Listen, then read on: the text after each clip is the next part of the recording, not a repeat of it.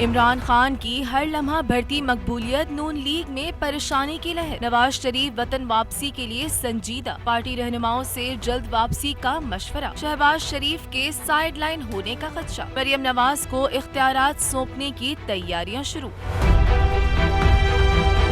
इमरान खान की बढ़ती मकबूलियत से नून लीग परेशान। शहबाज शरीफ का पार्टी में असरो रसूख खतरे में। खान की मकबूलियत का मुकाबला करने के लिए नवाज शरीफ की जल्द वतन वापसी का इम्कान। मरियम नवाज को पार्टी में मजीद इख्तियारात दिए जाने का इम्कान। जराये का कहना है कि नवाज शरीफ ने साथियों से वतन वापसी के लिए मुशावरत की है। रहनुमाओं की अक्सरियत ने नवाज शरीफ की वतन वापसी के हक में मशवरा दे दिया। जराये का कहना है कि नवाज शरीफ जल्द वतन वापसी के लिए संजीदा हैं। दूसरी तरफ नून लीग की सियासत से शहबाज शरीफ का पत्ता साफ होने का इम्कान है। जराये के मुताबिक मरियम नवाज को पार्टी में मजीद इख्तियारात सौंपे जाने का इम्कान है। मरियम नवाज जाती अमरा के बजाय मॉडल टाउन को सियासी मरकज बनाएंगी। पंजाब में PTI का बढ़ता हुआ असर कम करना उनकी तरजीह होगा।